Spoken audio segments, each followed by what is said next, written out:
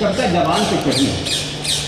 तो क्या समकालीन मैथिली रचना में ये प्रेम कविता या कथा की कोई परंपरा जुड़ी है? अगर है तो आप किस रूप में उदय जी?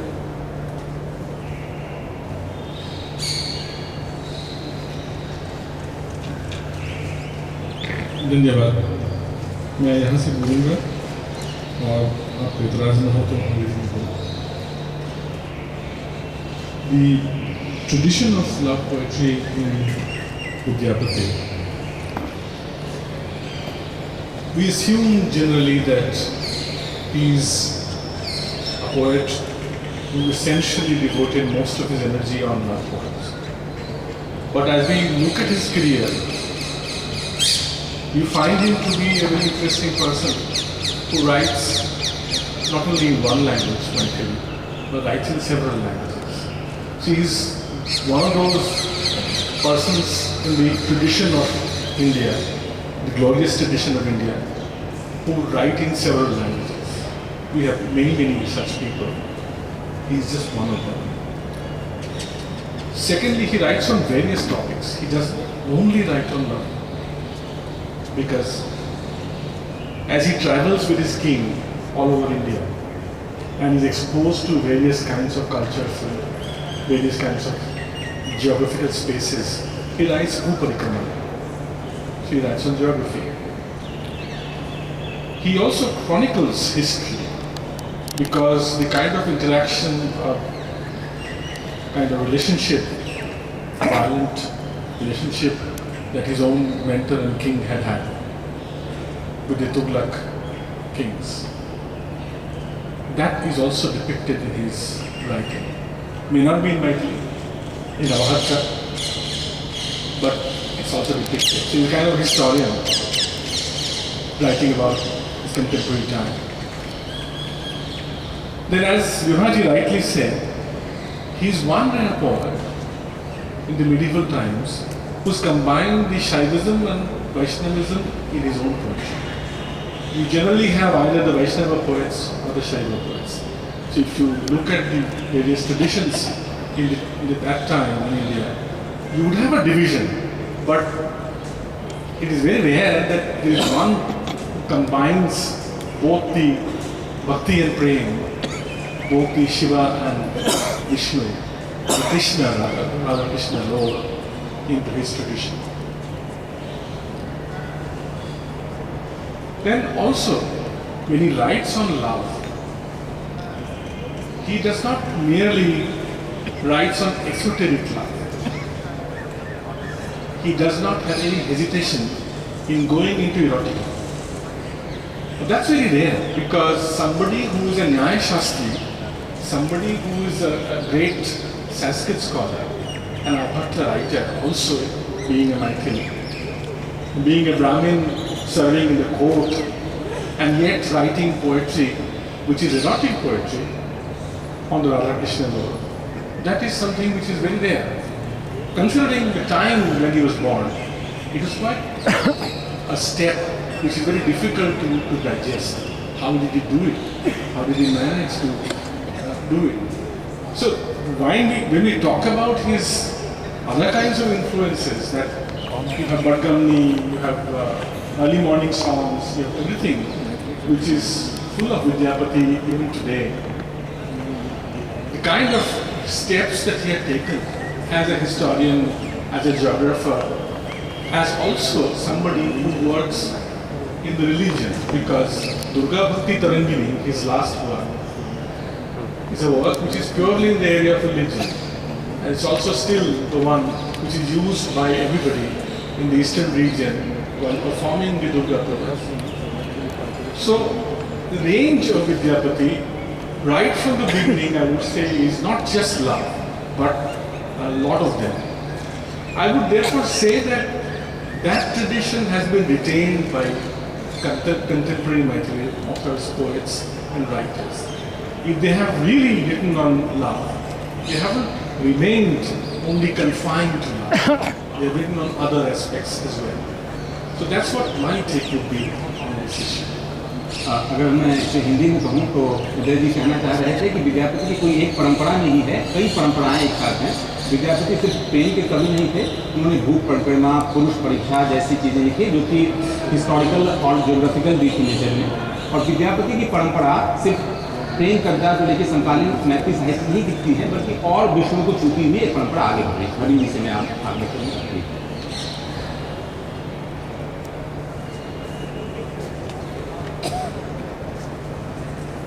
धन्यवाद अरविंद जी। आपने जहाँ से बात शुरू की थी उसी में आपने इतने सवाल कर दिए कि 2 मिनट में तो ये बात साफ होगी नहीं। आदरणीय भाई उदय नारायण सिंह ने कुछ बातें साफ कर दी और यह कहना कि विद्यापति की परंपरा केवल प्रेम तक सीमित है, उसका कुछ संकेत तो नचिकेता जी के वक्तव्य में आप लोगों को मिला ही होगा।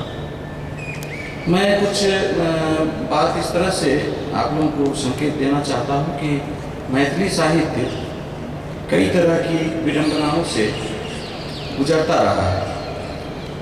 हिंदी साहित्य के काल विभाजन पर यदि ध्यान दें तो सबसे जो महत्वपूर्ण इतिहासकार माने जाते हैं आचार्य रामचंद्र शुक्ल, और उन्होंने जिन 12 किताबों के आधार पर उसमें वीर तत्व का प्रवेश देखकर अपने काल विभाजन में पहले काल का नाम वीर गाथा काल रखा था, उसमें जो सबसे 2 महत्वपूर्ण किताब उन्हें मिली वह थी कीर्तिलता और कीर्तिपता का, जो तब भी ऑथेंटिक थी, आज भी ऑथेंटिक है।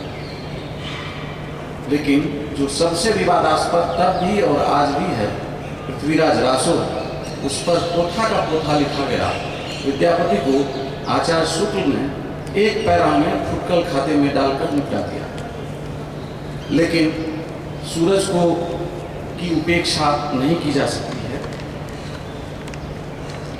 अरविंद जी ने चर्चा की थी कि ब्राह्मणवादी साहित्य पर, इसमें फिर लौटे हैं। हाँ अभी हाँ, तो मैं यह भी जानकारी आपको दूं कि आचार्य प्रोफेसर रमानाथ झा ने एक स्थापना दी है जो मैं समझता हूँ कि सबसे आकार की स्थापना है कि सिद्ध साहित्य के जितने संत हैं उन सब के लिखने की परंपरा एक आजी संकेत से होता है, और आज भी मैथिल भर के लिए वह संकेत है। तो उन्होंने यह स्थापना दी है कि सिद्ध साहित्य जिसमें अधिकांश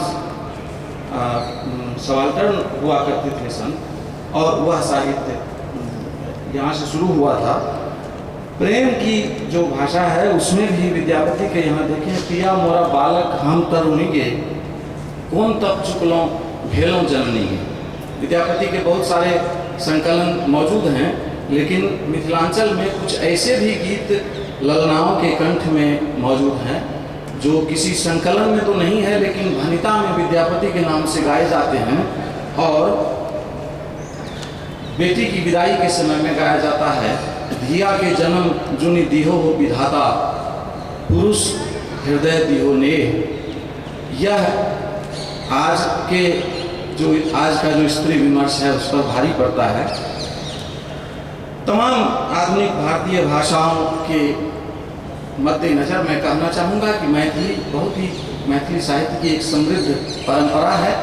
विद्यापति के यहाँ कई सारे स्पर्श दिखते हैं। लिखनावली देखेंगे तो पत्र लेखन परंपरा दिखेगी, भू परिक्रमा देखेंगे तो उनका भौगोलिक ज्ञान दिखेगा, उनका शास्त्रीय ज्ञान दिखेगा, उनकी पदावली है उसमें उनका जो संगीत शास्त्रीय ज्ञान है और ताल की जो बद्धता है, यह विद्यापति के सारे गीतों में दिखते हैं।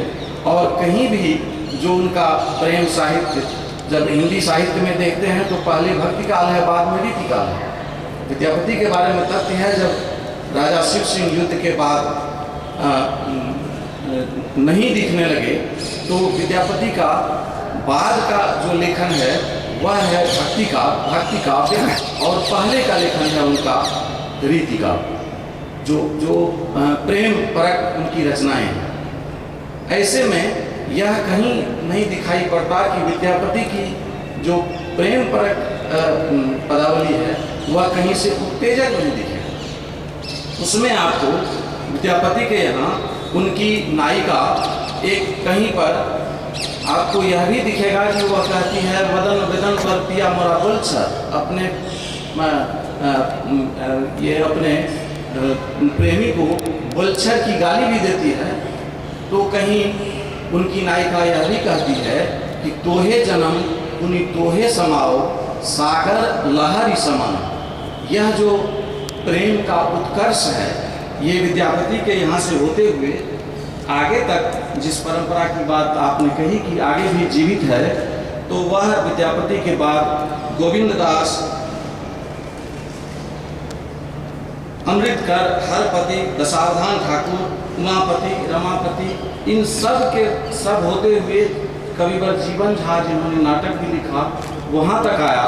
और उसके बाद की स्थिति हो गई यह कि मिथिला की समस्याएं इतनी, पहले जो वहाँ पर हर एक साहित्य अपने सामाजिक परिवेश और अपनी संस्कृति के आधार पर विकसित होता है। मिथिला में जो बाल विवाह, वृद्ध विवाह, बहु विवाह, पानी और कोसी और बाढ़ और प्राकृतिक आपदा, इन सब से जो आच्छादित समाज था स्वातंत्र्योत्तर काल में, मैं याद दिलाना चाहता हूँ कि चंदा झा ने विद्यापति की किताब पुरुष परीक्षा का अनुवाद मैथिली में किया, लेकिन भारतेंदु हरिश्चंद्र के नारे निज भाषा उन्नति है सब उन्नति को मूल, उसके अनुकरण में उन्होंने उस किताब की भूमिका हिंदी में लिखी। लेकिन स्वातंत्र्योत्तर काल में जब भाषावार राज्य की स्थापना होने लगी तो मैथिली को वह दर्जा नहीं दिया गया, मिथिला को वह दर्जा नहीं दिया गया। इससे मैथिली के साहित्यकार आहत हुए और नतीजा यह निकला कि बाल साहित्य मैथिली का इतना पीछे चला गया कि मैथिली के युवक आज भी हम में से जितने भी हैं, हम जब बच्चे थे, हमारे हाथ में जब पहली बार किताब पढ़ी तो हम ये नहीं जानते थे कि मैथिली में किताब भी होती है। ये बाल साहित्य के पिछड़ेपन के कारण ये सारी समस्याएं उठी। लेकिन स्वातंत्र्योत्तर काल के बाद जितने भी रचनाकार आए,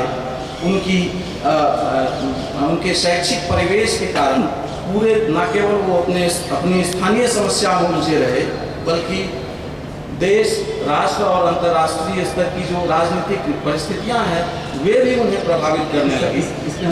और आपने कहा कि अब जीवित है या नहीं, इसमें कुछ मैं आपको नाम दे दूं कि आज भी यदि उदयनारायण सिंह नचिकेता बैठे हुए हैं, इन लोगों की पीढ़ी में यदि प्रेम ढूंढना शुरू करेंगे तो थोड़े तिकड़म पद्धति से इन लोगों की रचना में आपको प्रेम दिखेगा।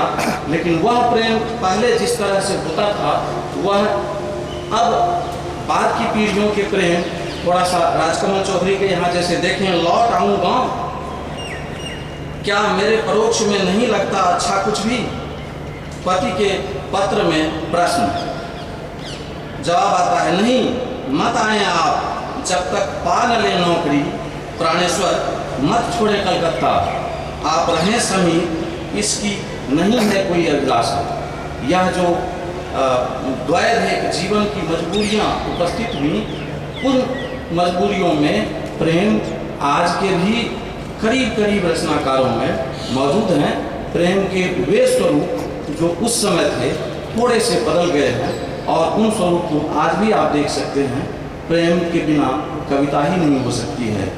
अशोक वाजपेयी ने तो कहा है एक जगह कि भाई बहुत हो गया भूख और ये तिरस्कार और कुंठा, कभी हंसते भी तो हो गए, कविता में वह भी आना चाहिए। तो आज के कवि अपने पूरे परिवेश के प्रति सावधान हैं और मैथिली में ये सारी ही चीज़ें लिखी जा रही हैं। धन्यवाद।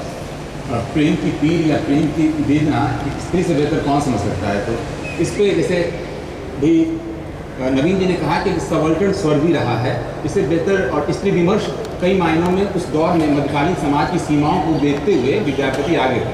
तुलसी ने बाद में कहा था कि पराधीन सपनों सुनाएं। इससे पहले उन्होंने कहा था कि चिंता व्यक्ति दुख व्यक्त किया कि कौन कब सुख लहूँ भलो जन्मी गए, हे विधाता तपस्या में कौन सी चूक हो गई कि स्त्री होकर जन्म लेना पड़ा। तो क्या विभाजी से मैं पूछना चाहूँगा कि ये स्त्री लेखन मैथिली में किस रूप में, और क्या उसकी सीमा है और किस दिशा में वो आगे बढ़ रहा है, उसका स्वर कैसे?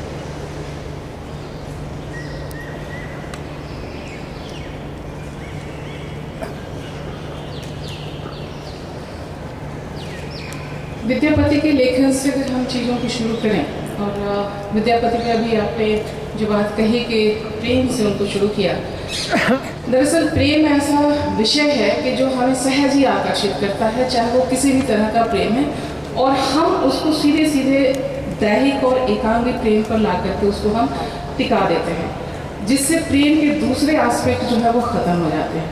मुझे लगता है कि जैसे विद्यापति ने सबसे पहले ये एक बात कही निज भाषा की, देसिल बैना की, और जिस देसिल बैना की बात आज यहाँ इंडिया हैबिटेट सेंटर कर रहा है, और विद्यापति ने कहा भी कि देसिल बैना सब जन मिठा तह तैसा जम पाओ अब हट्ठा, और उसी को आगे बढ़ाते हुए भारतेंदु ने कहा निज भाषा उन्नति है सब उन्नति को मूल, निज बिन निज भाषा ज्ञान के मिटत नहीं को शूल। तो मुझे लगता है कि प्रेम के हर स्वरूप को हमें देखना चाहिए कि प्रेम केवल देह का प्रेम नहीं है, प्रेम हमारे और हमारे जीवन से जितने हमारे एस्पेक्ट्स हैं, जो हमारे जीवन के अलग अलग अवयव हैं, तत्व हैं, उनमें भी प्रेम को देखा जाना चाहिए, और प्रेम से उपजी जो विडंबनाएं हैं उन विडंबनाओं के ऊपर भी हमारा ध्यान जाना चाहिए। मिथिला में हालांकि सीता हो गई हैं, और मैथोलॉजिकली हम जब किसी को बताते हैं तो कहते हैं कि हमारे यहाँ सीता हुई है। सीता से आगे चल करके भारती मिश्र ही जो मंडल मिश्र की पत्नी थी, और कहा जाता है कि शंकराचार्य के साथ जब शंकराचार्य मंडल मिश्र परास्त होने लगे थे तो भारती मिश्र ने उनको उस शास्त्रार्थ से उनको विजय दिलाई। ये महिलाओं की, मिथिला की स्त्रियों की परंपरा रही है। लेकिन एक उसके साथ ही सबसे बड़ी जो बात मुझे समझ में आती है कि सीता चुप रही, सीता पूरे जैसलमेर चुप रही, और यही मिथिला की महिलाओं के लिए, स्त्रियों के लिए एक कुछ हद तक हम कह सकते हैं कि अभिशाप बन गया। वो कहते हैं कि वो खुद चुप रही और साथ साथ हम लोगों को सिखा गई कि तुम भी चुप रहकर सारी परिस्थितियों के साथ एकाकार होना सीखो। लेकिन इसके साथ ही साथ जो महिला लेखन है, उस महिला लेखन में एक करवट आई, और अगर हम शुरुआत करते हैं लिली रे से, तो लिली रे ने जो सबसे पहले, अगर हम कहें कि रंगीन पर्दा उन्होंने कहानी लिखी, हालांकि उस रंगीन पर्दा को उन्होंने अपने नाम से नहीं लिखा, उन्हें लगा कि उस समय के परिवेश के समय कि जहाँ एक सास और एक दामाद के बीच के संबंध को अगर उजागर किया जाए और मैं अपने नाम से करूं, तो शायद उन्हें लगा कि उस समय वो नहीं कर पाई, उन्होंने छद्म नाम से लिखा। लेकिन लिली रे ने जब परंपरा को शुरू किया, महिला लेखन की परंपरा को, और उनके साथ सबसे बड़ी खासियत ये रही कि वो जिस जगह रही, जिस शहर में रही, जिस देश में रही, जिस स्थान पर रही, वहाँ के चरित्र को, वहाँ के जनजीवन को, वहाँ के पात्रों को लेकर के वो आगे बढ़ी हैं, और वही परंपरा वो उसको को आगे बढ़ी है। नीरजा रेणु ने लिखा, शिफालिका वर्मा ने लिखा, उषा किरण खान ने लिखा, और उसके साथ साथ जहाँ तक जब मैं अपनी चीज़ों को लेकर के आती हूँ तो वहाँ एक अलग अलग रूप में है कि जहाँ शहर भी है, जहाँ गांव भी है, जहाँ वो एक प्रेम है और प्रेम के अलग अलग स्वरूप है। जैसे जखन तखन में एक प्रकाशित मेरी कहानी है देखा लेख अप्रूप, उसमें एक कम उम्र का एक कुलीग एक बड़ी उम्र के अपने कुलीग से अपने प्रेम का इजहार कैसे करता है, किस साहित्यिक रूप में करता है। और सिर्फ इतना ही नहीं है कि महिलाएं किस तरीके से लिख रही हैं। आज के समय में मैथिली में महिलाएं और स्त्री लेखन वो आगे बढ़ रहा है और चल रहा है, और उसकी विभिन्न धाराएं हैं, और उन विभिन्न धाराओं को यहाँ एक साथ समेटना संभव नहीं है। लेकिन ये तय है कि मैथिली का महिला लेखन एक अलग अलग स्वर के साथ मुखरित हो रहा है। धन्यवाद। इसी से जुड़ा सवाल, क्योंकि हम सबाल्टर्न को लेकर बात कर रहे हैं, हमारे साथ गजेंद्र जी हैं जो एक्टिविस्ट भी हैं और वेब पे इनका काफ़ी काम है, जो वेब पे मैथिली को लेकर आने वालों में ये अग्रणी है। इनसे हम पूछना चाहेंगे जो विद्यापति के बाद जो एक परंपरा थी लोरी की, सलहेस की या बीना भद्री की, वो परंपरा किस रूप में है? क्या मैथिली साहित्य में जो समाज के तथाकथित जो नीचे तबके के लोग हैं उनका कहाँ तक रिप्रेजेंटेशन हो रहा है तो किस रूप में?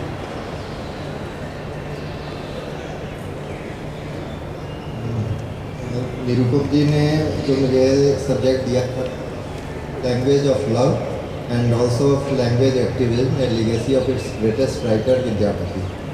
इसके बाद आपने भी क्या मैथिली साहित्य अपने मूल स्वर में ब्राह्मणवादी है, विद्यापति की कौन सी परंपरा अपनाई जाए जहाँ वे वर्णाश्रम धर्म का समर्थन करते हैं या जहाँ एक स्त्री के दर्द को भोगते हुए लिखते हैं। और इसी तरह की प्रेम की फिर बातें आई कि अभी प्रेम कविता लिखी जा रही है या नहीं लिखी जा रही है, और अब आया रोडिक संदेश।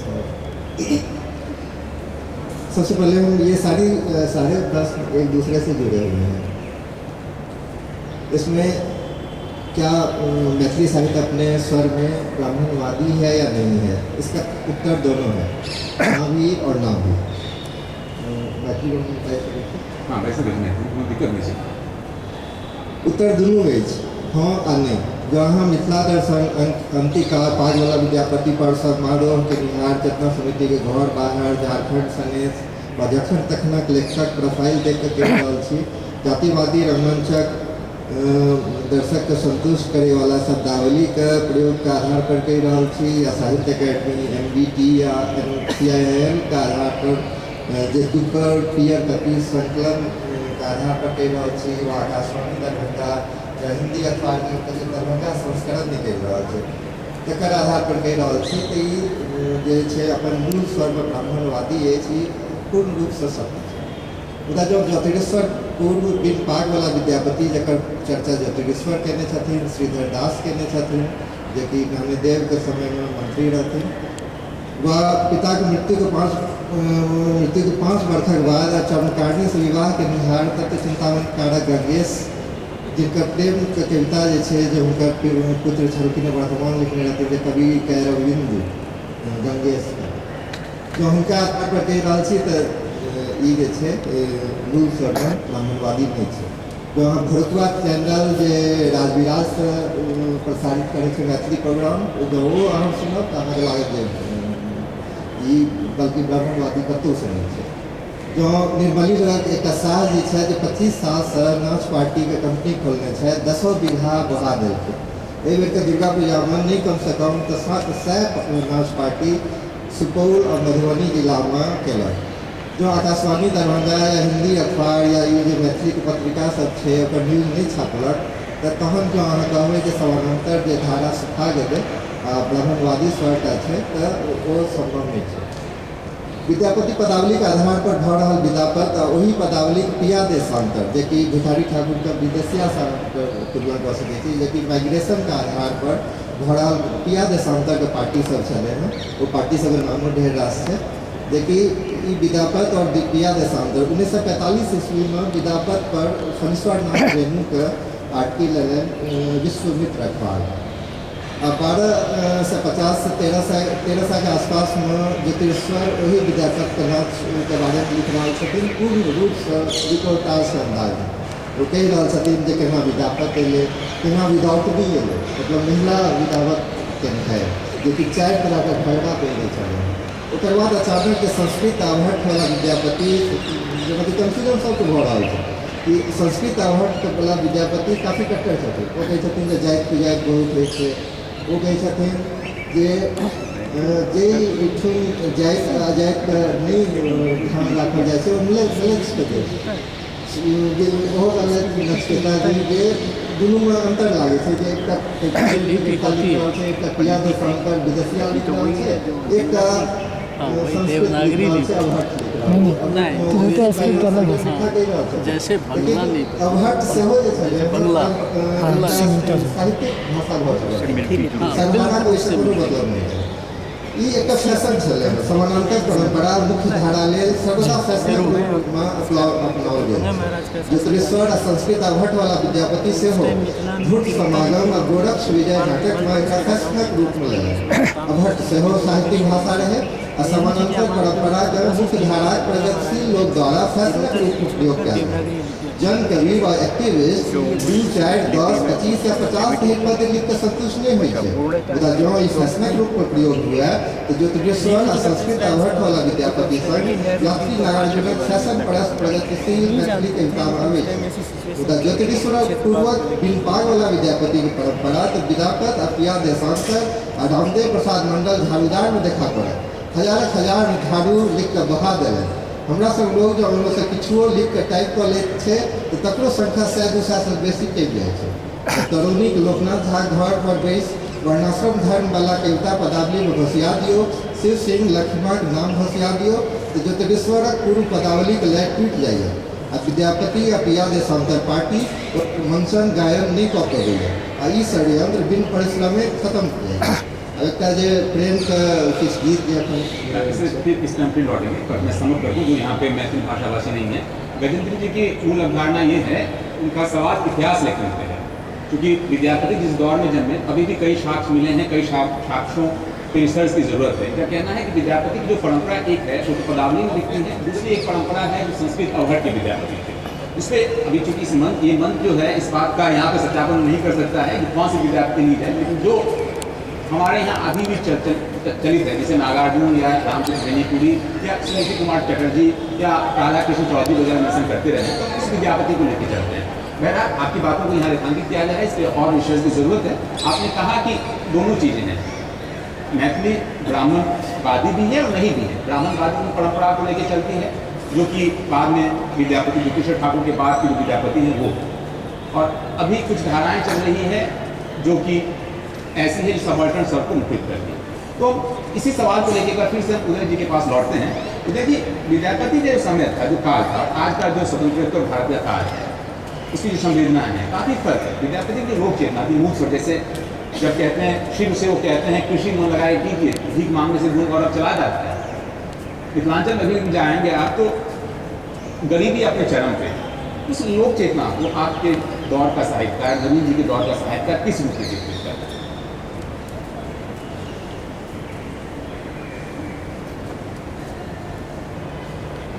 It's a very relevant question, and the comments made by Gajendra is also calls for discussion, particularly because the contemporary realities are so very different from the earlier realities. Now, you can, of course, make a claim that Abharatya was already a fine literary language of the elites, but let us try understanding what exactly people like Vidyapati or people of his age were doing. They were also born at a time when there was a lot of cultural confusion. There was a lot of cultural commingling which was happening at that time. If you look at Jyotirishwara's description or others' description, you will find that at that point of time in Maithili, playwriting was very important. People were writing plays in Maithili. Funding for staging the play was coming from the Malla kings of Nepal. The performers were coming from Telugu Desha. Actors were coming from Telugu background. Singers were coming from Karnataka Desha. So if you look at this, that funding comes from Nepal, performers come from Telugu Desha, singers come from Karnataka Desha, plays in language of Maithili. There is a lot of cultural give and take which happened even at that point of time. So this is very crucial. Like in contemporary India, where you have a lot of give and take happening, because of which you have people like Nagarjuna, people like Rajkamal Chaudhary. In fact, I would say that the product such as Nagarjuna, Yatri, or Rajkamal Chaudhary, or even Kirtinaran Mishra, these people come forth because of their being displaced, because of their being able to relate to various cultures. They have been traveling a lot, they have been staying at different places, meeting different kinds of people, being exposed to different kind of culture, because of which Maithili has been very enriched.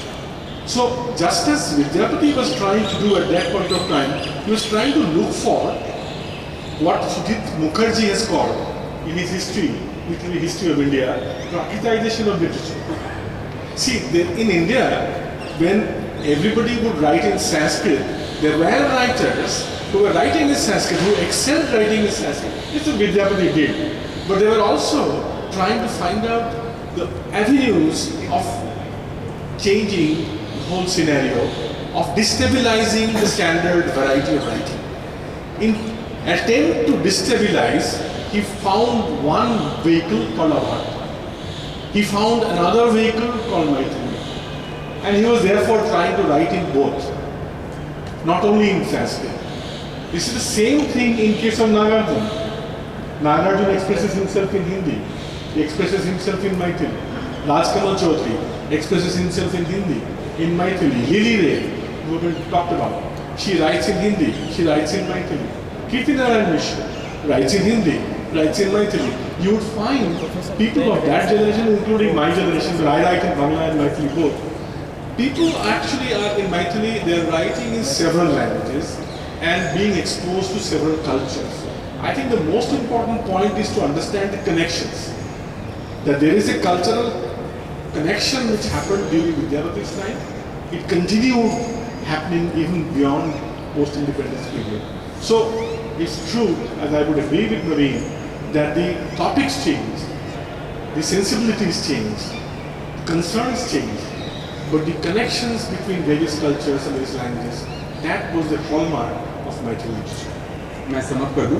उदय जी कह रहे थे कि विद्यापति जिस दौर में पैदा हुए थे वो सामाजिक और सांस्कृतिक रूप से काफ़ी उथल पुथल का समय था, और जो जब दो संस्कृतियां, दो भाषाएं, दो कल्चर मिलता है, एक दूसरे से लेन देन बढ़ता है। विद्यापति भी यही कर रहे थे। एक साथ ही मैथिली और संस्कृत के विद्वान थे। वो परंपरा स्वतंत्रता भारत में भी दिखता है। मसलन उदय जी की बात करें, उदय जी को मैं कल इंग्लिश, बांग्ला और मैथिली तीनों में सुन रहा था। नागार्जुन, राजकमल चौधरी जितने अच्छे मैथिली के रचनाकार थे उतने अच्छे हिंदी के भी थे। बेहतर नवीन जी इस पर प्रकाश जा रहे हैं, उनका राजकमल चौधरी पे पूरा काम है।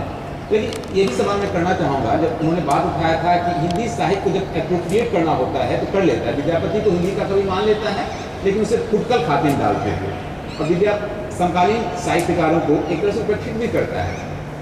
यात्री को जब साहित्य अकादमी मिलता है तो मैथिली, हिंदी के लिए वो मानद हो जाते हैं साहित्य अकादमी के। तो ये जो हिंदी के साथ जो राग और द्वेष का भाव है वो किस हद तक है, किस रूप में?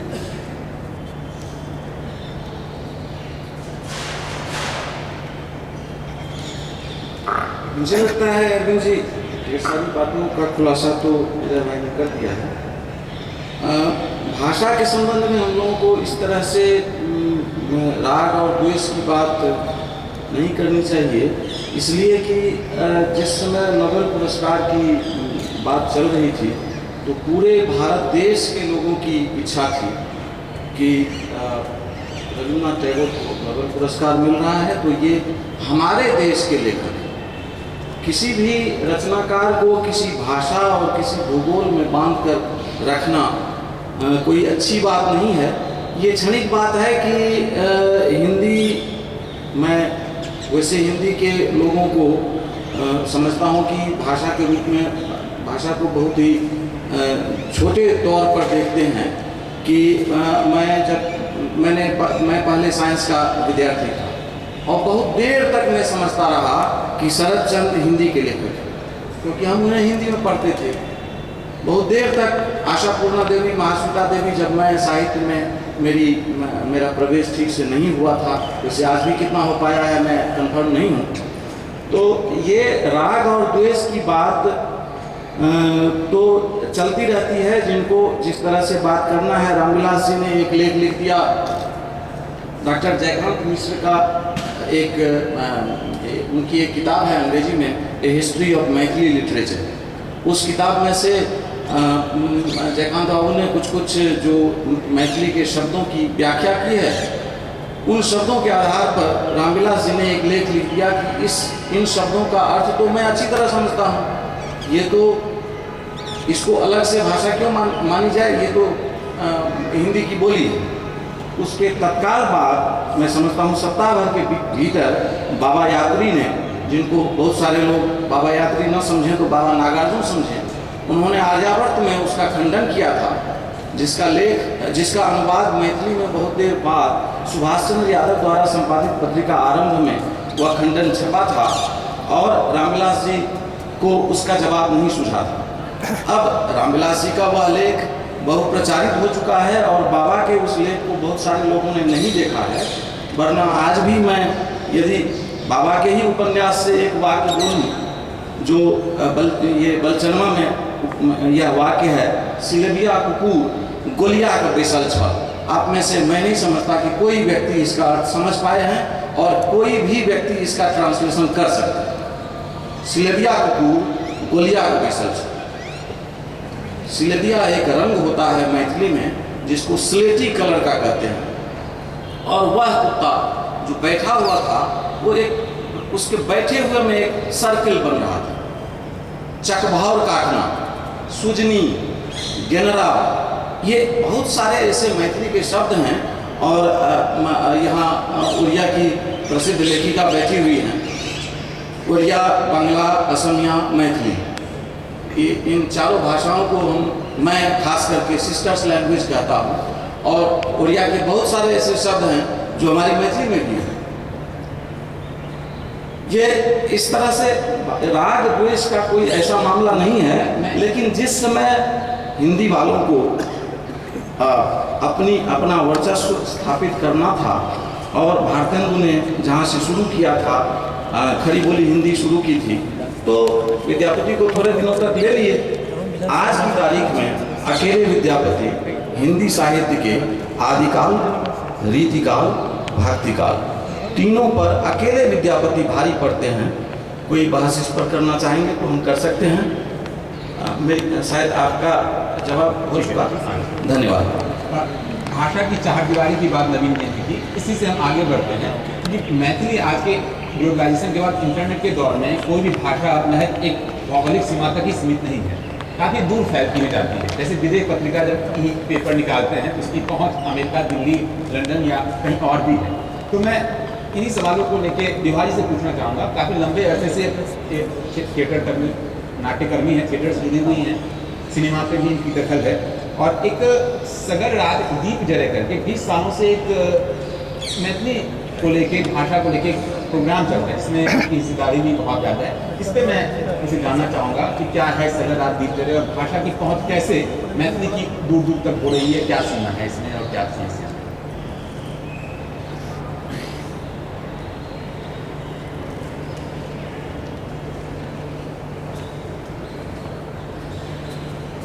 जहाँ तक मेरा मानना है कि मैथिली और मैथिली वहीं चलेगी जहाँ मैथिल भाषी जाएंगे, और जिस कोने में मैथिल भाषी पहुँचेंगे वो मैथिली सभ्यता, मैथिली भाषा और मैथिली कल्चर को लेकर के जाएंगे। उसमें कहीं कोई दो राय नहीं होती है।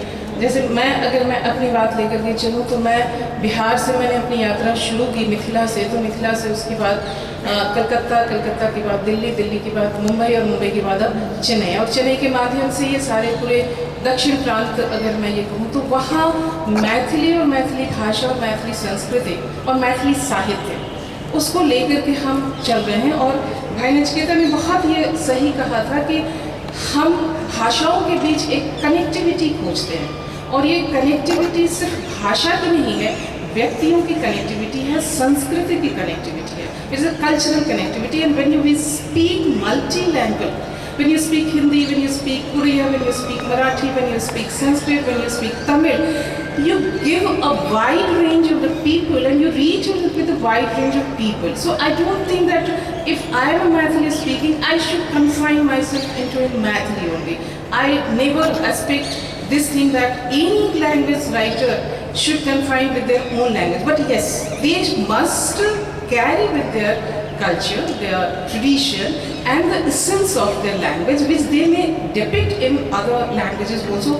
Suppose if I write in Hindi, I must and I try to depict the flavor of Maithili into my Hindi writing, and at the same time in my theatre also. So like Arvind ji has asked about the theatre and the tradition of this Sagar Rag Deep Jare. मैं सबसे पहले सगर राय दीप जरे पे आती हूँ। ये सगर राय दीप जरे, if I am not mistaken, Naveen ji कहेंगे, शायद जनवरी 1990 से ये शुरू हुआ था। ये एक ऐसा समय था मैथिली में जिस समय मैथिली कहानी लेखक खास तौर से बहुत कम हो गया था, और ये एक चिंता का विषय बना था कि किस तरीके से मैथिली स्टोरी राइटिंग वो और ज़्यादा सामने आए, लोगों तक ज़्यादा सामने आए। और उस समय प्रभास कुमार चौधरी जो बहुत जागरूक लेखक थे, जिनको मैं बहुत जागरूक लेखक मानती हूँ मैथिली में, और उन्होंने हिंदी में भी इक्वली उन्होंने लिखा था, हिंदी और मैथिली दोनों में। और उनके आयोजकत्व में कह सकते हैं या उनके लीड लेने के कारण ये एक आयोजन शुरू हुआ और ये कहा गया कि without any formal formation of any group और एनी संगठन और एनी मंच, दिस सगर रात दीप जले, मतलब पूरी रात दीप जले, और ये कहानी का दीप पूरी रात जले, lit candle lit all the night, full night.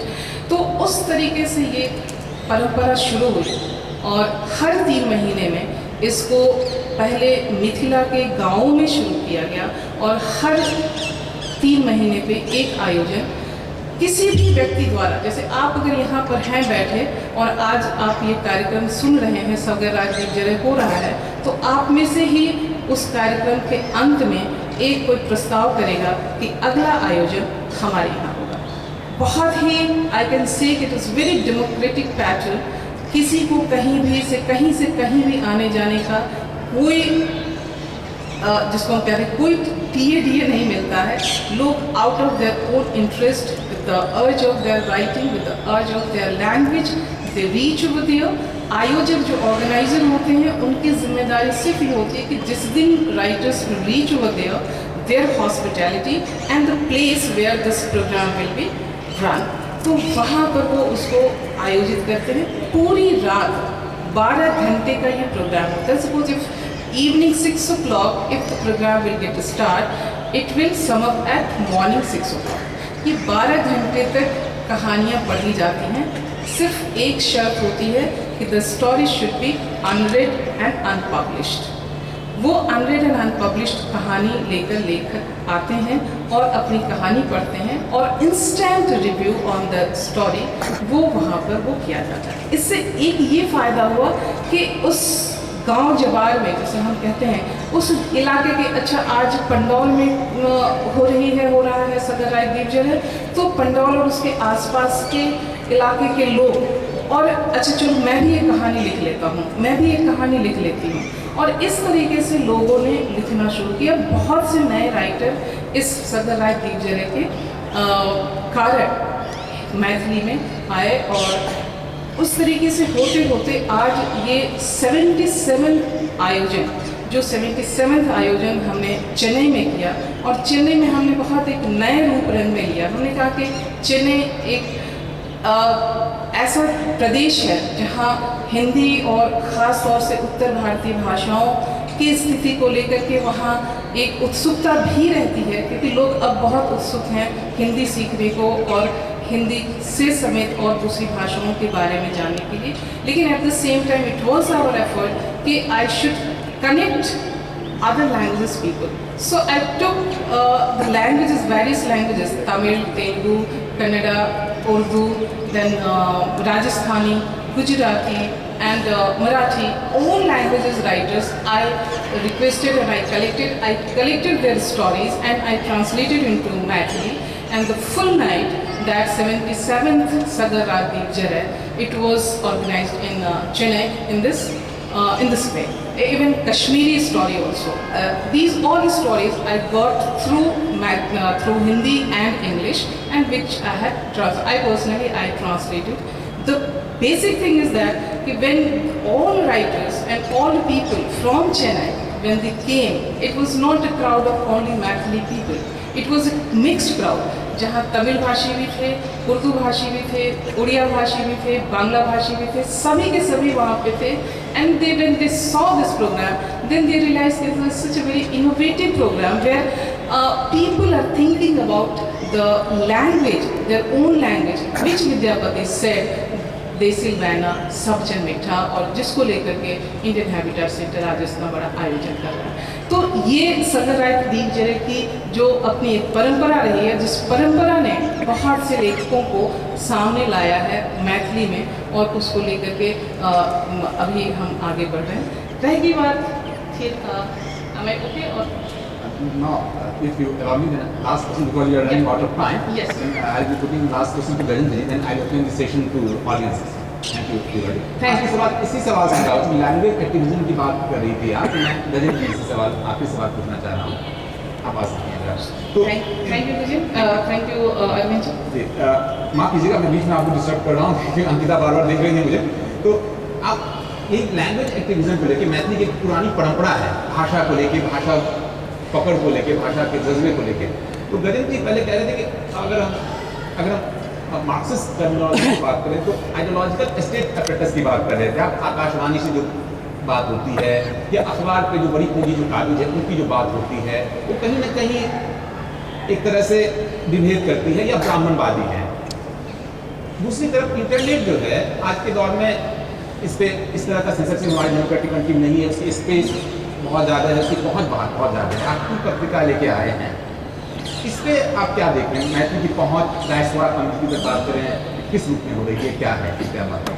जैसे आकाशवाणी, जैसे इंडिया और नेपाल दोनों में बोला जाता है। तो जैसे आकाशवाणी तो हम, जैसे मैं बोल रहा था, तो भरुकुआ भी है जो कि राजविराज नेपाल में है, वहाँ पे वो ब्राह्मणवादी स्वर नहीं सुनेंगे क्योंकि जो समानांतर परंपरा फैशनेबल है, जो मुख्य परंपरा उसको एज ए फैशन लेते हैं। अब जैसे एक्टिविज्म की बात करें या लेखन की बात करें, प्रेम की बात करें, तो मैं 2-3 उदाहरण मतलब देना चाह रहा हूँ। जैसे झाड़ूदार जी की मैं चर्चा कर रहा था, तो झाड़ूदार जी आपको बता दूँ वो गांव में रहते हैं, भैंस चराते हैं, खेती करते हैं और 5 तरह का कलम उनके जेब में है। और यदि वो खेत में है तो वहाँ भी झाड़ू ले गए और उनको कभी ये नहीं था कि मेरा छपे न छपे। और ऐसे कितने लोग, विद्यापति और ज्योतिरेश्वर और फणेश्वर नाथ रेणु के दोनों रिपोर्टाज के बीच में उन्होंने मैथिली को दिला के रखा है। झाड़ूदार जी आप मैथिली में शुरू करें। झाड़ूदार जी कहे हैं हमरा बिनु जगत सुनना सारी कॉन्फिडेंस है, वो बोल रहा है कि मेरे बिना ये जगत कुछ नहीं है। वनवासी का जो वो संरक्षण चाहते हैं, वन झील नदी या वनवासी पहाड़ पठार संकिस्तान करू सुरक्षा पर्यावरण के ये सब देश है। पुलिस के भी उनका भारी चल रहा है। पुलिस शब्द स्पेनिश भाषा भीतर एक छह उद्देश्य यही लेल शासक अपनौलनि एक धरती सत्ता देश। बिहारक अंतर्गत जो विकास है तकरा दिशा पर झाड़ूदार चिंतित है। बिहारक मुख्यमंत्री नीतीश कुमार जो विकास कहल जाए है, उनका झाड़ूदार कुछ देखा चाहे कैमरा से तस्वीर बनेबे मिथिला मैथिल परिवार के तकरा देखेबे पटना जाकर विकास को नीतीश कुमार के फोटो बनेबे खेत सिंचाई पानी बिजली सब इस तरह के। ऐसे ही एक और मैं सुनाना चाहूँगा, जैसे समय का अभाव है, मैं चाहूँगा कि अब हम जो है श्रोता हैं उनसे सवाल कुछ ले लें अगर आप लोग चाहें तो। इसके बाद फिर सवाल के क्रम में बात करके आएंगे तो होगा। तो आप लोग कोई सवाल पूछना चाहें तो पूछ सकते हैं।